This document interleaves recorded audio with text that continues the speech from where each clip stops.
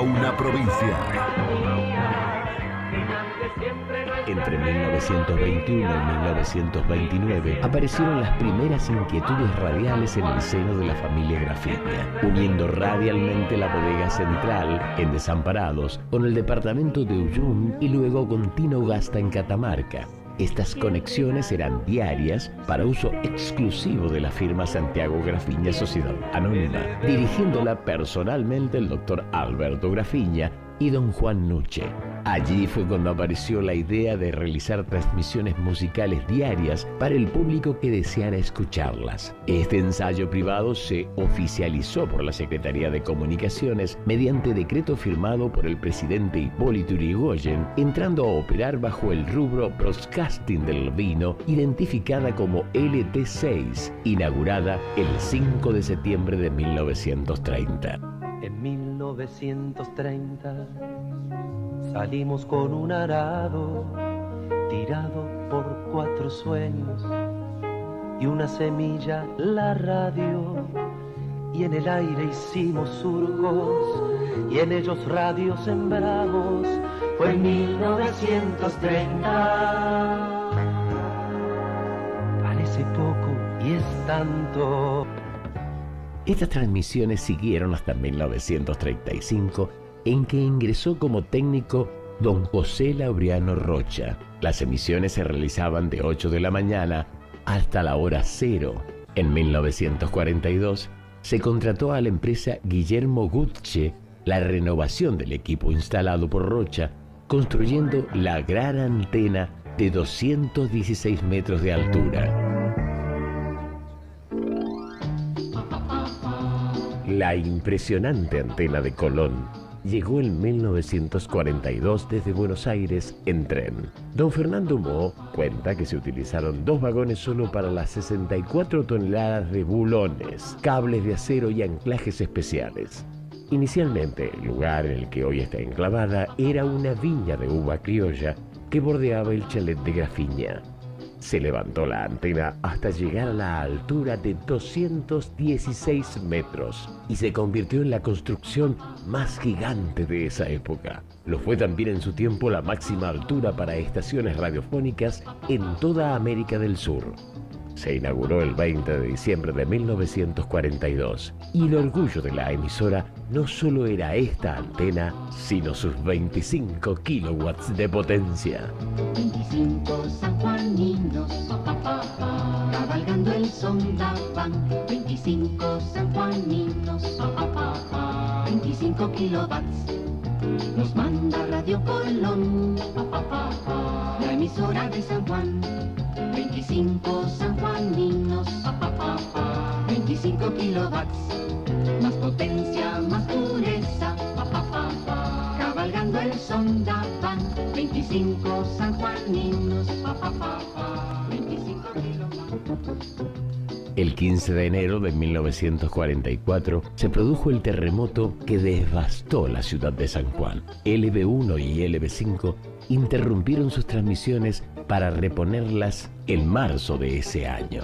Es digno de notar que 2 horas después de la catástrofe sísmica, don José L. Rocha emitió desde la Plaza 25 de Mayo el primer llamado de auxilio. Luego, en marzo, seguirían trabajando desde aquel tradicional edificio del Bono. Arriba ese espíritu de juventud, este es el nuevo Pereira Show, con ritmo y noticias del momento, una sonrisa y una canción, hacerle sonreír será nuestra virtud, con el nuevo Pereira Show, el nuevo Pereira, nuevo Pereira, nuevo Pereira Show. La imposibilidad técnica de contar con los discos de vinilo, que aparecerían muchos años más tarde, obligaba a la radio a tener una orquesta estable. Es recordada la dirigida por don Hermes Vieira, que todas las tardes ejecutaba música que era transmitida por Radio Colón. En los años 60, Radio Colón era dirigida por el doctor Alfredo Grafiña. Luego aparecería alguien que estuvo al frente de la radio durante más de 12 años. Francisco Bustelo Grafiña, El Quito. Yo estaba trabajando en Bodega Esmeralda, en Caucete, y me quedaba un tiempito libre y yo iba a ver a mi primo Alfredo Grafiña, que era el director de Radio Colón. Estoy hablando años 59, 60. Ajá. Y bueno, a partir de ahí él mismo me dijo, mirá, yo creo que venga, que me dé una mano y demás, pero no sabía absolutamente nada. Absolutamente nada. Y bueno, a partir de ahí comencé a ir, me interesaba cada vez más. Y lo periodístico, bueno, siempre. Lo periodístico, pero fundamentalmente también lo organizativo, porque el gran imán no era precisamente mi primo, que sí me prestó mucha colaboración. El gran imán se llamaba José L. Rocha, que era el jefe técnico de la radio, y que él había sido director precisamente hasta que vino Alfredo Grafiña. Él tenía conocimientos muy profundos y él fue el que produce el enamoramiento de este tipo de actividad. Por más que no hace falta que necesariamente sea una persona el que te lo marque, o sea, si desde que entras en la actividad y sos sensible a lo que ocurra, no hace falta que te recomiende nada. Esto que se convierte obviamente en pasión, ¿no?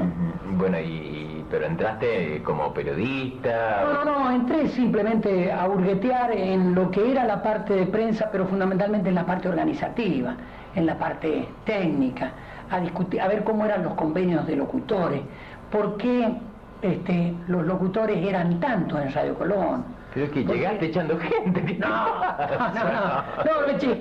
pero me sorprendía eso. Yo desde chico también iba a la radio, porque allí nos juntábamos todos los primos para que nos llevaran a la bodega. Nosotros vivíamos enfrente de la bodega. Claro. Y bueno, y en ese tiempo, con 9 años, veíamos en esos lugares a Liliana Dávila, al Ciro Olivera Garcés, la orquesta estable de la radio y demás, o sea, decir, pero además yo me acuerdo, Liliana Dávila, una mujer hermosa, hermosa. Esos son de esos amores juveniles que uno, claro, son los inalcanzables, ¿no? Pero muy linda mujer, además excelente profesional, Pepe. Y a partir de ahí empecé a discutir lo que es la parte técnica y las posibilidades que daban la ampliación. La parte de prensa de la radio funcionaba copiando los informativos de Radio Belgrano de Buenos Aires en unas bobinas de cera que Ricardo Berger nos la suministraba y nos la pulía para que podamos seguir usándola y grabar de nuevo. Ahí se grababa. Ahí se grababan los informativos, esto de alguna manera se reproducía escribiéndolo a máquina y lo leían los locutores, lo leían Grillo y Rodolfo Cuadro y todos esos que estaban precisamente en esa época. Nosotros conseguimos a los pocos años, en el 67, la primera posibilidad de tener la primera agencia informativa, que fue obviamente Telam. ¿Vos por esa época en Colón qué eras, en el 67? En el 67 yo ya era, por este mecanismo familiar, subdirector de la radio, subdirector. Pero lo había hecho... ¿Y conjuntamente hacías periodismo también? No hacía periodismo. Periodismo lo empecé mucho después. Te diría que a partir del año 69, 70, por ahí.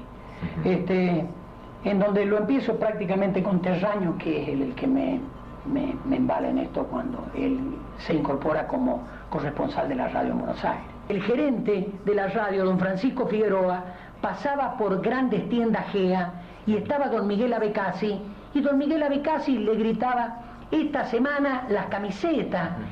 Y Figueroa llegaba a la radio y redactaba los avisos para vender camisetas esa semana. Es decir, don Jaime de Lara, don Morgio y Meglioli, todos esos avisadores de la radio, el contacto y la relación era... La audiencia fundamental estaba en la hora de la noche. Nosotros teníamos el radioteatro Pons, que venía de Buenos Aires, la locutora, que yo tenía que mandar la grabación a Buenos Aires, que ya era todo un problema mandar la grabación a Buenos Aires, era Nélida Gasal, que tenía que ser la mejor locutora para ese horario de la noche. La venta de la publicidad, nosotros, la publicidad nacional, íbamos en marzo a Buenos Aires y teníamos la publicidad para todo el año. De esa publicidad nacional que menciona Francisco Bustelo, recordamos a estos anunciantes de los años 60 y 70.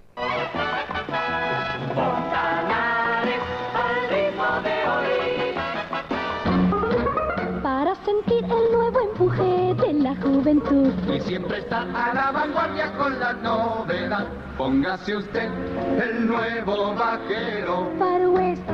Siéntase todo nuevo con el auténtico vaquero Far West. Nuevo, nuevo, nuevo, nuevo vaquero Far West. Ah, qué refrescante sensación de bienestar. La espuma protectora de Colino. Colino refresca más mi boca. Protege más mis dientes. Embellece mi sonrisa. Colinos, colinos, colinos. Vamos a Huico Coñac. Vamos a Huico Coñac. Alegría y diversión con el Wincofon. Con el Wincofon. Alpargatas rueda luna, yunta brava para el trabajo, que le aguanta cualquier plato por más que la tenga el trote. Tienen más leguas de vida, son gauchas pa' todo andar. Alpargatas rueda luna, nunca lo dejan de a pie. Alpargatas rueda luna, nunca lo dejan de a pie. Entre las cosas que a mí me preocupan en este espectro tan grande de la radio es que yo no veo que haya crecido la innovación en materia radial. ¿Y a qué hora te levantas? Todas las mañanas. Por todos los días a las 5 de la mañana, 5:20 estoy en la radio. Ahí elaborás el panorama. El panorama, primera edición, que empieza a 6:30, es decir, nosotros tenemos que ir hasta las 6:30. Ser radio es nuestro trabajo, ser radio es nuestra misión. Nacimos radio y luchamos por San Juan, que es nuestro amor. Ser radio es ser maestro, obrero y embajador, que lleva tras las fronteras Argentina nuestra voz. Ser radio es ser poeta, deportista, viñador, gran amigo en pueblos chicos, de cosas buenas arriero. Ser radio es nuestro trabajo, ser radio es nuestra misión. Nacimos radio y el pueblo nos llama Radio Colón.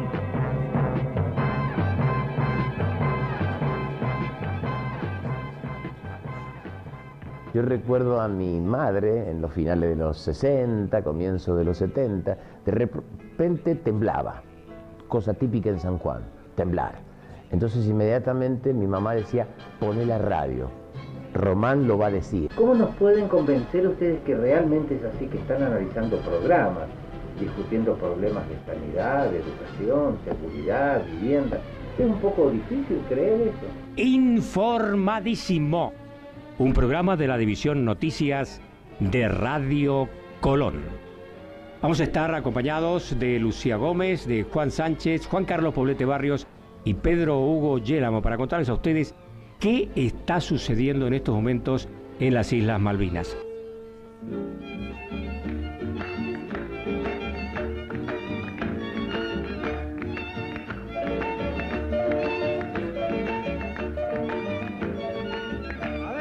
Bueno, nadie ignora que Radio Colón es la que cuidó más los detalles de la autopromoción, es decir, destacando la importancia del medio y haciéndole entender al oyente que gracias a esa audiencia Colón era la mejor del interior. Y esta fue una debilidad, diríamos, de Quito, porque él era el que buscaba los mejores elementos artísticos del país para realizar los jingles que luego se transformaban en un hábito, porque cada aniversario, cada acontecimiento que Colón tenía, aparecía no solamente el de turno, sino todos los jingles anteriores. San Juan tiene tanto que decir, tiene tanto que luchar, tiene tanto que vivir, que le dimos un micrófono a San Juan todo el día por Colón. Ella quiere transmitir. No se extrañe si Colón es la mejor. No se extrañe si Colón se escucha más. Simplemente nuestra voz, nuestro quehacer, es el alma, es la voz y el trabajo de San Juan. Radio Colón es la mejor, es la mejor. Nuestro pueblo así lo siente, te eligió Radio Colón. Radio Colón es la mejor, es la mejor. Nuestro pueblo así lo siente, te eligió Radio Colón. Se quiere encontrar a sí misma, se quiere entender. Y entre los grises, quizás pueda descubrir su otoño, invierno, primavera. Pero sin embargo, de repente, uy, ¿qué pasa? Llega él. Él le besa el cuello y le susurra las palabras de siempre.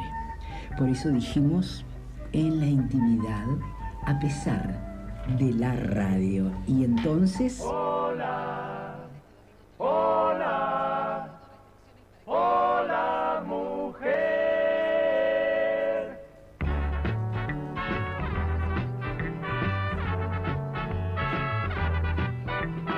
Hola, mujer, qué lindo debe ser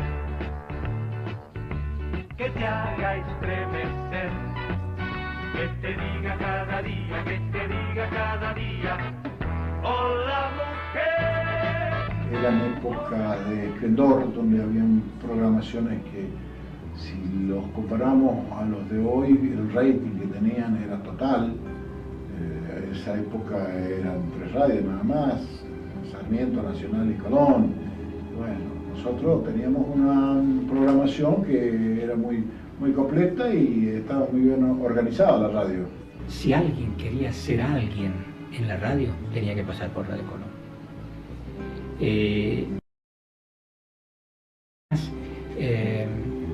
En Radio Colón, yo una cosa que puedo decir con gran satisfacción es que se trabajaba con gran libertad, aún bajo la dictadura.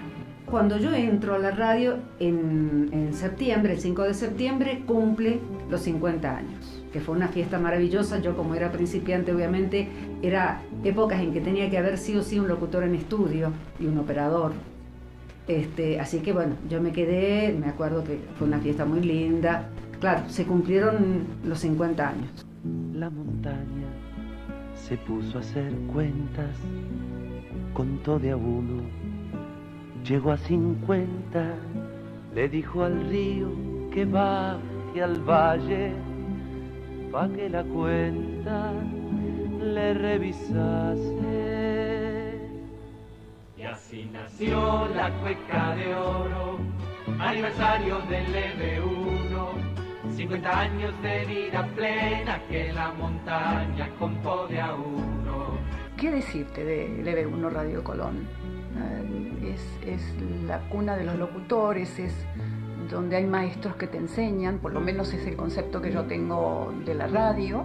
Lo cierto es que Guido Iribarren, quien me deja a cargo de él, aprendí todo lo que son los comerciales. Los avisos comerciales me los enseñó él.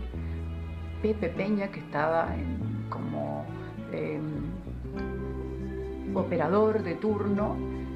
¿Te acordás, Pepe, cuando me dijiste, no vas a vender nunca porque vos sos muy suave? Pues fue un desafío y acá estoy.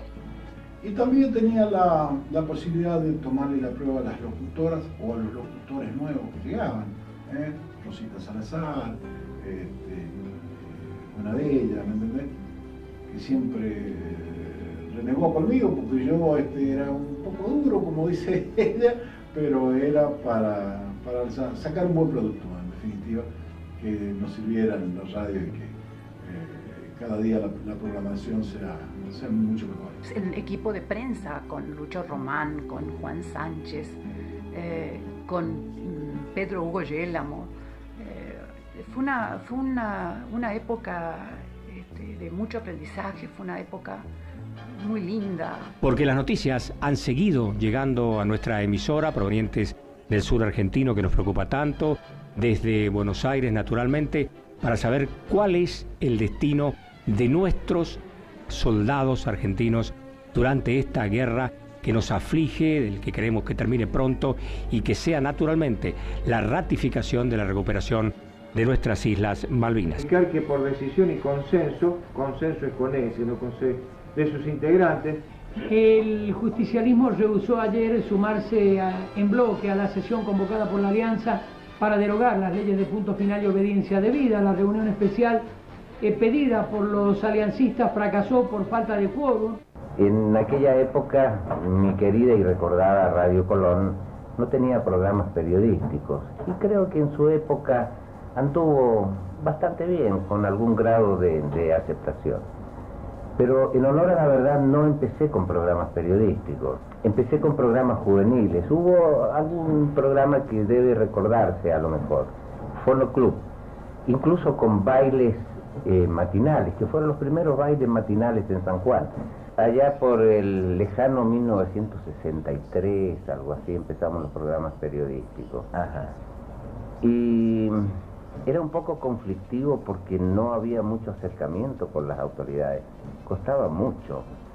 Yo recuerdo un gobernador, al gobernador de aquella época, no era muy fácil llegar. En aquella época, un brillante gobernador, transformador de San Juan, el doctor Américo García, gobernador de grata recordación, red de canales, todas las seccionales nuevas, todas las policías, red de comunicaciones.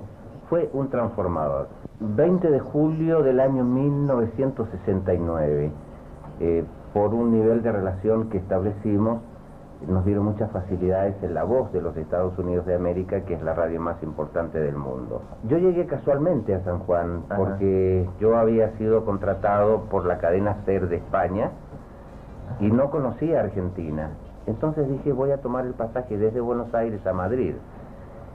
Y me encuentro en Mendoza con un tío que es más o menos conocido del ámbito deportivo, Raimundo Orsi, Mumo Orsi. Y me dice, vos no te vas, haz la prueba en Mendoza. Las pruebas me fueron mal.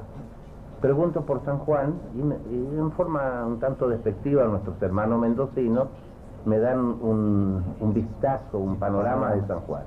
Llego a San Juan, se me hace una prueba en LB1, radio por la que siento todavía, yo soy hijo de Radio Colón y le agradezco a Radio Colón. Me hacen una prueba y estaba realmente muy nervioso en esa prueba. Me hace leer el diario Tribuna, que tenía una tipografía no muy buena. Y estaba tan nervioso que no me equivoqué ni una sola vez al leer, y yo soy mal lector. Y viene Oscar Donaire con un mate en la mano y me dice, amigo, sírvase un mate, adelante. Me dio fuerza y me dio fortaleza. Y allí estuve muchísimos años, tal vez los mejores años de mi vida. Gracias a Dios he tenido oportunidad de conocer a la mayoría de los presidentes americanos, latinoamericanos. He transmitido las elecciones presidenciales de Estados Unidos desde el año 68, cada 4 años. He tenido oportunidad de conocer a los 3 últimos papas, haber estado con ellos y haber conversado con ellos. Y en esto de la devoción de la radio muchas veces se descuida la familia. Es una imputación que con toda justicia me hacen mis hijos. Radio Colón brilló, llegó a su punto de mayor éxito entre 1977 y 1982. En estos 5 años consiguieron tener más del 70% de la audiencia de San Juan. Muchas veces nos preguntamos cuáles eran los elementos, los ingredientes de este suceso radial. Su director, Quito Bustelo, el Mario y el Ron y el departamento de prensa de Colón, sus jingles tan pegadizos, el teleteatro, el aparcero Ben Seguido Iribarren, su alto nivel tecnológico y potencia en antena. La conclusión es que era un reloj tan bien armado que cuando faltaron algunas piezas comenzó a declinar, comenzó a fallar. Bueno, y porque este documental es de radio, tenemos que interrumpir porque tenemos una comunicación telefónica. Hola Ronnie, ¿cómo estás? Hola Pepe, ¿cómo te va? Contanos de tus comienzos, háblanos de Radio Colón. Por primera vez fue en el año 1962. Para ser locutor de Radio Sarmiento, gané un concurso, no me llamaron nunca, y un día recibí la llamada telefónica de Eduardo Chalela, que me citaban para tomarme una prueba, y al otro día empecé a trabajar para el Campeonato Mundial de Fútbol, pasando tandas, y me inicié, era director de la radio el doctor Grafiña, y me inicié haciendo un programa de tango. Me preguntó si yo sabía hacer tango, dije que sí, le mentí, pero tenía 19 años, porque que uno no sabe nada de tango.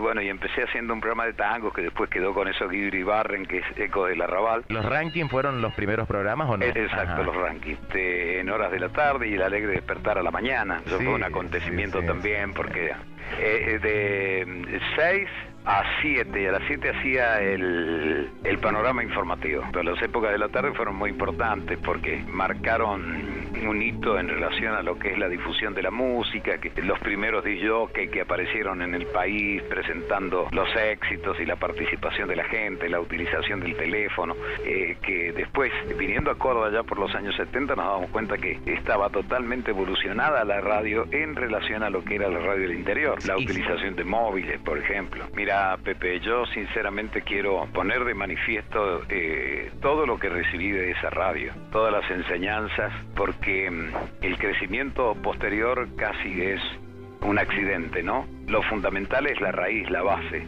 y la base, la enseñanza, las posibilidades que me brindó esa radio, los viajes, cuando ninguna radio del interior lo hacía, el darte un micrófono y la responsabilidad de sentarte frente al mismo para dar a conocer todo lo que quieras, sin ningún tipo de problema, sin ningún tipo de censura, ni nada por el estilo. La mañana siempre aportó 1 o 2 notas en el móvil desde exteriores. Mario en la tarde jamás participó en el programa de Ronnie. Entonces fue siempre así. Una estructura que hoy se aplica, mejorada, pulida, en la LB3, pero la misma estructura que había en Radio Colón. La presencia de Mario Pereira y Ronnie Vargas, evidentemente, ya en aquel momento daban a entender que iban a ser dos tipos claves en la historia de la radio argentina, y que Radio Colón tuvo la suerte de gestarlos, de darles un lugar, de darles el micrófono. Mario Pereira, por ejemplo, pues recuerda que a él en un examen no lo aprobaron, en uno de los primeros exámenes de esta creación de la radio, no lo aprobaron. Ronnie Vargas creo que sí. Bueno, siempre la primera locutora que tuvo Mario Pereira, que fue Ana María Nieto de García, siempre suele decir que era un fenómeno que marcaba rumbos. Bueno. Sí, se notó la ausencia, se notó el vacío. Había que llenar esos vacíos, no era fácil, como le pasó a Sarmiento cuando ellos se vinieron a Colón, obviamente. Sí, se notó el vacío y bueno, no recuerdo exactamente cuáles fueron los programas que reemplazaron la mañana y la tarde de Ronnie y de Mario, ¿no? Pero sí, se notó. Ahí es cuando yo comienzo mi tarea en Radio Colón con los móviles que conducían Mario Pereira, Ronnie Vargas, Alberto Vallejo y Santo Domingo Quintero. Y como estamos en un documental sobre la radio, es lógico que hagamos una pausa y busquemos a nuestros amigos anunciantes.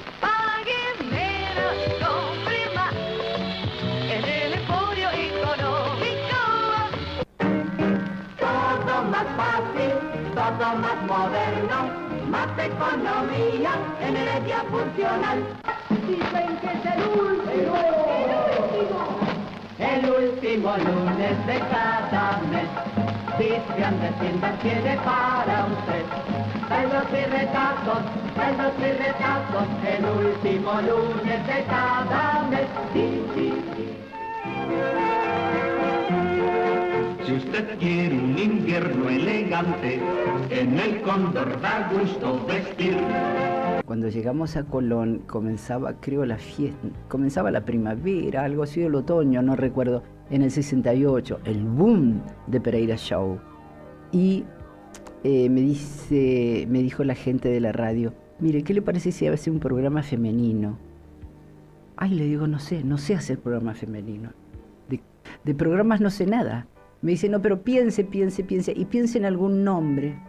Y comencé yo al estilo docente a anotar en mis carpetas, cuadernos, qué nombre. No recuerdo ahora, a veces he guardado algunas anotaciones y apareció la mujer. Alguna, no sé, alguna tecnología, algún nuevo elemento de la radio que sirviera para mejorar el aire. ¿Por qué el silencio se escucha por Radio Colón? Porque se tendió a eso, a la perfección. Y hasta en la siesta de verano el silencio se escucha. Mejor por Colón, Radio Colón. En primer lugar, nos situemos en ese tiempo.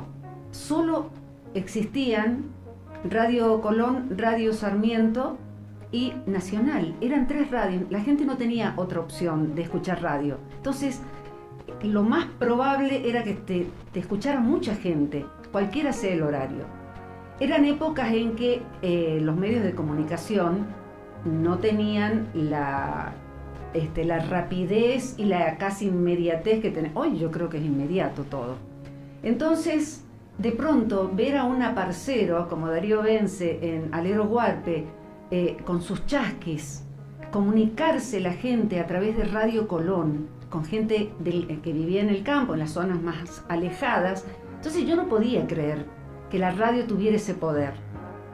Es difícil armar una programación de Radio Colón por aquella época, porque algunos programas fueron cambiando o modificándose sus horarios, pero más o menos comenzaba con Alegre Despertar, conducido por Ronnie Vargas, o El Moscardón Mañanero con Guillermo Grau. Luego Primera Edición, El Pereira Show, informadísimo, con grandes periodistas como Yela, Momalís, Beglioli, Román, Bustelo, Arnau, Lucía Gómez, Poblete Barrios. Luego, a complacer de temas musicales y de saludos a todos los que llegaban y dejaban un papelito en portería de Radio Colón, casilla de pedidos. Luego, entrando a la siesta, llegaba el teleteatro de Oscar Donaire, El Alero Huarpe, con Darío Vence. Luego seguía Redondeando, con Ronnie Vargas, Vértice Deportivo, con el gran equipo de Colón, Néstor Páez, Hugo Rodríguez. A continuación, el eslogan decía, la familia que reza unida permanece unida, porque rezaban el Santo Rosario. En la nochecita llegaba Ecos del Arrabal con Guido Iribarren. A las 9, El amor tiene cara de mujer, teleteatro nacional, promocionado por la crema Ponce. Y a las 10 de la noche, Radar en la noticia. La noticia y nada más que la noticia, como decía Lucho Román. Radar. La verdad y nada más que la verdad. La noticia y sus protagonistas. Y desde las 11 y hasta el cierre de transmisión a la 1 de la madrugada, con Guillermo Barrena, Queque Féminis, Beatrice, Pepe Ibaceta, El Negro Romero y el humor de Kiko Brambila. O en otra época, Blanco y Negro con Juan Sánchez. Una voz, la gente necesita una voz que le cuente de la vida y que cante por la vida. Una voz. Un pastor puso la radio y escuchó con emoción. Belén, urgente Belén, ha nacido el niño Dios. Y la vaca escuchó novelas, los corderos un partidón. Y con las noticias buenas el niñito se sonrió.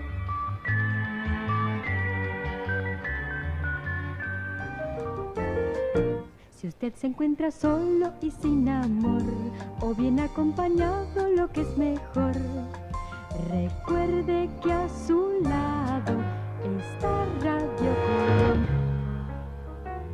Estamos por finalizar este homenaje a los 100 años de la radio y me he guardado para el final voces emblemáticas de su historia. Quiero pedirle que cierre los ojos y las escuche. Si tiene más de 50 años, seguramente se le escapará un lagrimón, porque lo llevarán inevitablemente a su niñez. Yo llegué a San Juan en el año 63, cuando estaba de gobernador Leopoldo Bravo. Vine a seguirle la trayectoria política y bueno, vine como corresponsal de un viejo diario, que ya no sale más, del diario El Mundo de Buenos Aires. Y bueno, me quedé en San Juan y no me volví más a Buenos Aires.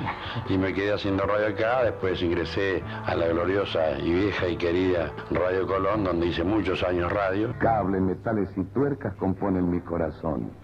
Mi sangre es la conexión de innúmeros transistores.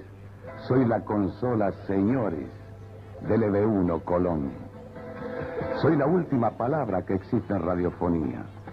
El progreso que hoy en día exige estar a la moda, y Colón, que se acomoda a ser siempre la primera, haciendo una verdadera hazaña de actualidad, no escatimó capital para que aquí me instalara.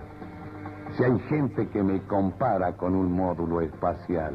Y la protagonista era la Betty Vallejos, hija de Alberto Vallejo, que pobrecita falleció de un cáncer terrible a los 23 años. Entonces, cuando ella se entera de que voy a hacer la ronda del saber y que voy a buscar una voz para que dirija la cosa, ella estaba de novia con Mario Pereira. Bueno, entonces, usted va a hacer una prueba, porque no se decía casting entonces.